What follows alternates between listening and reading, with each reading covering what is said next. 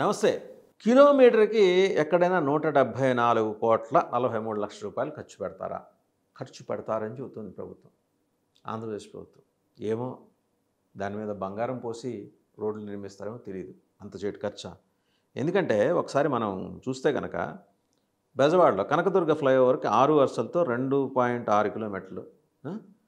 దీని నిర్మాణానికి అయిన ఖర్చు 282.4 కోట్లతో ఈ నిర్మాణం జరిగింది. అలాగే బెంజ్ సర్కిల్ మొదటి ఫ్లైఓవర్‌కి 2.35 కిలోమీటర్ల కోసం 80 కోట్లు ఖర్చు పెట్టారు. రెండో ఫ్లైఓవర్‌కి 2.47 కిలోమీటర్ల కోసం 88 కోట్లు ఖర్చు పెట్టారు. వీటిని పరిగణలోకి తీసుకుంటే సీడ్ యాక్సెస్ రోడ్ కాంట్రాక్ట్ విలువ భారీగా పెంచేశారంటున్నారు ఇంజనీరింగ్ నిపుణులు. 174,43,00,000 రూపాయలు ఏందండి? ఇది సీడ్ యాక్సెస్ రోడ్డును NH16తో కనెక్ట్ చేయడం కోసం, ఇంటిగ్రేట్ చేయడం కోసం ఈ అయ్యే పనుల కాంట్రాక్ట్ తీరిలంగా ఉందన్నమాట. 511,84,00,000 రూపాయల కాంట్రాక్ట్ విలువతో టెండర్ నోటిఫికేషన్ జారీ చేశారు. ఎట్లా అండి? ఇప్పుడు కిలోమీటర్కి 174,43,00,000 ఏమైనా న్యాయం ఉందా? సమంజసంగా ఉందా ఇది? As to how it was calculated. దీనికి ఒక పారామీటర్ ఉంటుంది, ఒక ప్రాతిపదిక ఉంటుంది, ఇంజనీరింగ్ ప్రమాణాలు ఉంటాయి, ఇంతకుముందు లెక్కలు ఉంటాయి, వాటిని బట్టి పోవాలా. సీడ్ యాక్సెస్ రోడ్ని NH16తో కనెక్ట్ చేయడం కోసం అయ్యే ఖర్చు అనమాట ఇది. కిలోమీటర్కి 174 కోట్లట. పన్నుల రూపంలో 98.66 కోట్ల రూపాయలు, 98,66,00,000 రూపాయలు రీయింబర్స్ చేస్తారట. దీంతో కాంట్రాక్ట్ విలువ ఎంతకు పెరిగింది? 610,50,00,000కి పెరిగింది. ఎంత ఇది? 3.5 కిలోమీటర్ల పొడవున 6 వరుసలతో రోడ్డు నిర్మాణానికి. 3.5 కిలోమీటర్ల పొడవండి, 6 వరుసలండి. వచ్చేప్పటికి ఎంత అయిందండి? 610,50,00,000 అండి. అంటే ఆల్మోస్ట్ కిలోమీటర్కి పన్నులతో కలిపిన 200 కోట్లు అయినట్టుగా మనం భావించాలన్నమాట. 2.464 కిలోమీటర్ల పొడవున ROB elevated corridor, road over bridge elevated corridor కూడా చేస్తారంట. అర్థం కానిది ఏంటంటే కనకదుర్గ ఫ్లైఓవర్కి 6 వరుసలతో 2.6 కిలోమీటర్లకి 282,40,00,000 రూపాయలు అయింది. బెంజ్ సర్కిల్ మొదటి ఫ్లైఓవర్కి 2.35 కిలోమీటర్లకి 80 కోట్లతో పూర్తయింది. అది రెండో ఫ్లైఓవర్ 2.47 కిలోమీటర్లు 88 కోట్లతోటి పూర్తయింది. ఇక్కడ 3.5 కిలోమీటర్ల పొడవు 610 కోట్ల రూపాయలు ఎట్టా అవుతుందండి? అంటే చూసేవాడు వినేవాడు వెర్రివెంగళప్ప అయితే చెప్పేవాడు వేదాంతని సామెత. ఇప్పుడు ఎవరు? జనం వెర్రివెంగళప్పలా? ఈ లెక్కలేంటి? 511,84,00,000 రూపాయల కాంట్రాక్ట్ విలువతో టెండర్ నోటిఫికేషన్ జారీ చేయటం ఏంటి? దాని జస్టిఫికేషన్కి సంబంధించి నోరెళ్ళ పెట్టడం ఏంటి? జనాలకైతే ఇది సమాధానం చెప్పాలి కదా. ఇది ఎవరి సొమ్ము? జనం ట్యాక్సుల రూపంలో కట్టే సొమ్మే కదా. సరే, కాంట్రాక్టరు టెండర్లు నోటిఫికేషన్లు పిలుస్తారు, ఎవరో అర్హులైన వాళ్ళు సక్సెస్ఫుల్ బిడ్డర్స్ చేస్తారు, కాదంటలా. ఎవరికి లబ్ధి చేకూర్చడం కోసం ఎవరి డబ్బు ఎవరికి సున్నంలా కొట్టబోతున్నారు? అకౌంటబుల్. ఎవరిని అడిగితే వాళ్ళ మీద కన్నెర్ర చేయటం, ఆగ్రహించడం. మనం డెమోక్రసీలో ఉన్నాం, ఆటోక్రసీలో లేము. ఖచ్చితంగా ఇది జనం అడుగుతారు, సమాధానం చెప్పాల్సిందే ప్రభుత్వం. సమాధానం చెప్పే లోపల వాళ్ళకి ముద్రలేసి నానా రకాలుగా హింసలు పెట్టడం కాదు. సమాధానం మీరే నోటిఫికేషన్లో మెన్షన్ చేశారు, అదేంటో చెప్పండి. పైగా రీయింబర్స్మెంట్ ఏంటండి? పన్నుల రూపంలో 98 కోట్ల రూపాయలు 66 లక్షలు కాంట్రాక్టర్ కట్టాల్సి ఉంటే అది కూడా రీయింబర్స్ చేస్తారా? ఇంత ఔదార్యం ఎందుకు సార్ సర్కారు వారు? జనం అడుగుతున్నారు ఇది. అండ్ ఇంకోటి, వీటిని పరిగణలోకి తీసుకుంటే సీడ్ యాక్సెస్ రోడ్ కాంట్రాక్ట్ విలువ భారీగా పెంచేశారు. ఏది? ఈ 3 చెప్పుకున్నాం: కనకదుర్గ ఫ్లైఓవర్, బెంజ్ సర్కిల్ మొదటి ఫ్లైఓవర్, రెండో ఫ్లైఓవర్, బెంజ్ సర్కిల్ రెండో ఫ్లైఓవర్. వీటి లెక్క చూడండి. అక్కడంతా రీజనబుల్గా అయింది, ఇప్పుడు ఎందుకు హఠాత్తుగా పెరిగిపోయింది? అంత ఎస్కలేషన్ ఏంటి? దానికి ఏదో జస్టిఫికేషన్ ఇవ్వాలిగా. అంత సేటు పెరిగిపోయినాయా ఖర్చులు? రోడ్డుని తారు కాంక్రీట్తో వేస్తున్నారా లేదంటే బంగారంతో చేస్తున్నారా? అడిగారు జనాలు. ఇందాక మనం మొదట్లో చెప్పుకున్నాం, బంగారంతో చేస్తున్నారా అని. పెంచిన అంచనా వ్యయాన్ని యథావిధిగా కాంట్రాక్టర్తో కలిసి మరి ఎవరో XYZ ABC ఎవరో పంచుకోబోతున్నారని ఒక ప్రచారం.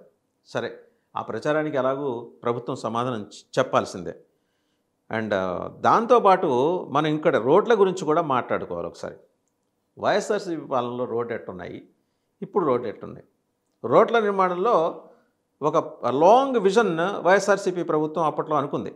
రోడ్ల నాణ్యతను మెరుగుపరచాలి. జస్ట్ ప్యాచ్ వర్క్ కాదు, పూర్తి నిర్మాణం చేయాలి. వైఎస్ఆర్సీపీ ప్రభుత్వం కేవలం ప్యాచ్ వర్క్లకు పరిమితం కాకుండా సాధ్యమైన మేరకు పూర్తిగా కొత్త రోడ్లు ఆ, నిర్మించింది. ఇది రోడ్ల సమస్యలకు తాత్కాలిక పరిష్కారం కాకుండా దీర్ఘకాలిక శాశ్వత పరిష్కారాన్ని అందించాలనే ఒక కమిట్మెంట్ తోటి దీన్ని చూడాల్సి ఉంటుంది. పూర్తిగా కొత్త రోడ్ల నిర్మాణం వల్ల వాటి మన్నిక పెరుగుతుంది, తరచూ మరమ్మతుల అవసరం తగ్గుతుంది. ఎవరికైనా తెలిసిన విషయం. ప్రారంభ ప్రచారానికి బదులు నిధుల కేటాయింపు గురించి మనం మాట్లాడుకుంటే, ముఖ్యంగా గత ప్రభుత్వ హయాంలో ఉన్న గుంతలమయమైన రోడ్లనే ప్రచారం చేశారు కదా. మనం కింద అవి పట్టుకొని మనమే నాయకత్వం వహించి ఆ గుంతలు పూడ్చాం కదా. దాని గురించి అలాంటి ప్రచారం జరిగింది కదా. వైఎస్ఆర్సీపీ ఆరోపణలు ఎదుర్కోవడానికి కేవలం ప్రచారానికి పరిమితం కాకుండా నిధులు కేటాయించింది. లెక్కలు తీయండి, లెక్కలు తీస్తే అన్నీ వచ్చేస్తాయి. ఎంత నిధులు కేటాయించారు, ఏ రోడ్లు వేశారనేది. మీరు ప్రచారం చేశారు, మీ దగ్గర అద్భుతమైన వ్యవస్థ ఉంది, ప్రచార ఆర్భాట వ్యవస్థ ఉంది, జరిగింది ప్రచారం, జనం నమ్మారు. లెక్కలు తీస్తే ఎక్కడెక్కడ ఎంత ఖర్చు అయిందని మీ ప్రభుత్వమే చెబుతుంది కదా. 13 లక్షల కోట్లు అప్పు చేశాడు జగన్మోహన్ రెడ్డి అన్నారు. తీరామోస్ అసెంబ్లీలో ఏం చెప్పారు? ఇలాగే ఇది కూడా వస్తుంది. ఇక ప్రాధాన్య క్రమంలో నిర్మాణ పనులు చేపట్టింది రోడ్ల నిర్మాణానికి సంబంధించి. ఈ పద్ధతి నిర్వహణా సామర్థ్యాన్ని ప్రజల అవసరాల మేరకు దాన్ని ఇంటిగ్రేట్ చేసిన కార్యక్రమం అనమాట. ఇప్పుడు చూద్దాం. సంకీర్ణ ప్రభుత్వం, ఇప్పుడు మన కూటమి ఉంది కదా, రాష్ట్రంలో రోడ్ల దుస్థితి గురించి మాట్లాడాల్సి వస్తే నిర్మాణాల వైపు కన్నెత్తి చూడట్లేదు. కూటమిలోని నాయకులు ఎవరు కూడా రోడ్ల నిర్మాణం మీద దృష్టి సారించకపోవటం మీద ఎక్కడికక్కడ ఆందోళన వచ్చేస్తుంది. ఏ జిల్లాకు ఏ మండలానికి వెళ్ళినా రోడ్లు అధ్వానమైన స్థితిలో కనిపిస్తున్నాయి. ఇవి ఇలా ఉంటే అక్కడేమో బంగారంతో 600 కోట్లతోటి వేసేస్తారంట. టెండర్ నోటిఫికేషన్ ఇచ్చారు. అంటే అమరావతి చుట్టుపక్కల సీడ్ యాక్సెస్ని నేషనల్ హైవే 16కి కనెక్ట్ చేసే వ్యవస్థ ఒక్కటే చాలు. రాష్ట్రంలో మిగిలిన రోడ్డు ఎట్టా కొట్టుకుపోయినా పర్లేదు. ఇదనమాట. సరే, ఇప్పుడు ప్రజాప్రతినిధుల ప్రాధాన్యాలు ఎలా ఉన్నాయంటే, సరే రకరకాల ఆరోపణలు వస్తున్నాయి. అవి వాళ్ళ ఎమ్మెల్యేల మీద చేసుకుంటున్నారు, వాళ్ళ ఎమ్మెల్యేలు వాళ్ళ మంత్రులు వాళ్ళ ఎంపీల మీద చేసుకుంటారు. ఎవరో బయట వాళ్ళు వచ్చి వైసీపీ వాళ్ళు చేసే ముందర వాళ్ళు చేసేస్తున్నారు. మరి దానికి ప్రభుత్వం దగ్గర సమాధానం లేదు. రోడ్లు సరిగా లేకపోవడం వల్ల ప్రజల ప్రయాణ సమయం పెరగటం, వాహనాలకు నష్టం, ప్రమాదాలు, ఇలాంటి సామాజిక ఆర్థిక భారాలు పెరిగిన విషయాన్ని ప్రభుత్వం గమనించాలి. కళ్ళ ముందు కనిపిస్తోందిగా. వర్షాలు సాకు, శాశ్వత పరిష్కారం. భారీ వర్షాలు పడ్డా అది మనందరం యాక్సెప్ట్ చేయాల్సిందే. ఈ ఏడాది పాటు భారీ వర్షాల్లో రోడ్డు పాడైనాయి. మరి మీ ఫోకస్ ఏంటి? దాని మీద మాట్లాడాలి కదా, మాట్లాడి పనులు చేపట్టాలి కదా. ఇది వైఎస్ఆర్సీపీ చేపట్టిన పూర్తి రోడ్ల నిర్మాణం మాదిరిగా బలమైన వర్షాన్ని తట్టుకునే మౌలిక సదుపాయాల నిర్మాణానికి ప్రస్తుత ప్రభుత్వం ప్రాధాన్యం ఇవ్వటం లేదనేది ఇంజనీరింగ్ నిపుణుల అబ్జర్వేషన్. అలాగే రాష్ట్ర రోడ్ల దుస్థితి గురించి మీమ్స్ వస్తున్నాయి, చాలా రకాల ఎటకారాలు వస్తున్నాయి. సమస్య ఏ స్థాయిలో ఉందో అర్థం చేసుకోవచ్చు. అవన్నీ సోషల్ మీడియా చూసే వాళ్ళకి తెలుస్తుంది. దాని ప్రత్యేకంగా ప్రస్తావన చేయాల్సిందా. ఇది కేవలం రాజకీయ విమర్శ కాదు, రాష్ట్ర ప్రతిష్టను దెబ్బతీసే విధంగా ఉన్న ఈ వ్యవహారం మీద ఫోకస్ పెట్టకపోతే ప్రజలు ఇరిటేట్ అవుతారు. ఇప్పటికే సఫకేట్ అవుతున్నారు. Suffocation next stage irritation. అది ఆందోళనకు దారితీస్తుంది. పరిపాలనలో తేడా గురించి మాట్లాడదాం. అప్పుడు రోడ్ల సమస్యని వైఎస్ఆర్సీపీ ప్రభుత్వం ఏంటంటే ఒక కాన్సన్ట్రేటెడ్ మెకానిజం తోటి, లాంగ్ విజన్ తోటి అడ్రస్ చేసే ప్రయత్నం చేసింది. ఇప్పుడు ఏం చేస్తున్నారు? క్షేత్రస్థాయి ప్రజా సమస్యలను గాలికి వదిలేసి ఆరోపణలు, కొలిగిపూడే ఆరోపణ చేస్తున్నాడు. ప్యాకెట్ క్లబ్బులు అంటారు, తర్వాత ఇంకోటి ఏదో రకరకాలు కౌన్సిలర్ని కొనుక్కోవటాలు అంటారు, ఎంతసేపు రాజకీయ క్రీడ, ఈవెంట్ మేనేజ్మెంట్లు అంటారు. దీని మీద పరిస్థితి పెడుతున్నారు. మౌలిక సదుపాయాల విషయంలో వీళ్ళు పెట్టట్లేదు ప్రస్తుతం అనుకోవటం. ఇది ఎవరు వైసీపీ అంటలే, లేదా జనం అంటలా, వాళ్ళ ఎమ్మెల్యేలే ఇంకొకరికి అవకాశం ఇవ్వకుండా వాళ్ళే అనుకుంటున్నారు. వాళ్ళ ఎంపీలని, వాళ్ళ మంత్రులకి ఎంపీలకి కోఆర్డినేషన్ ఉండదు, ఎంపీలకి ఎమ్మెల్యేలకి కోఆర్డినేషన్ ఉండదు. ఇగో క్లాషెస్, ఒకళ్ళ మీద ఒకళ్ళు చెప్పుకోవటం, ప్యాకెట్ క్లబ్బులు. ఏంటిది? ప్రయారిటీ రోడ్స్, దాని మీద దృష్టి పెట్టండి సార్.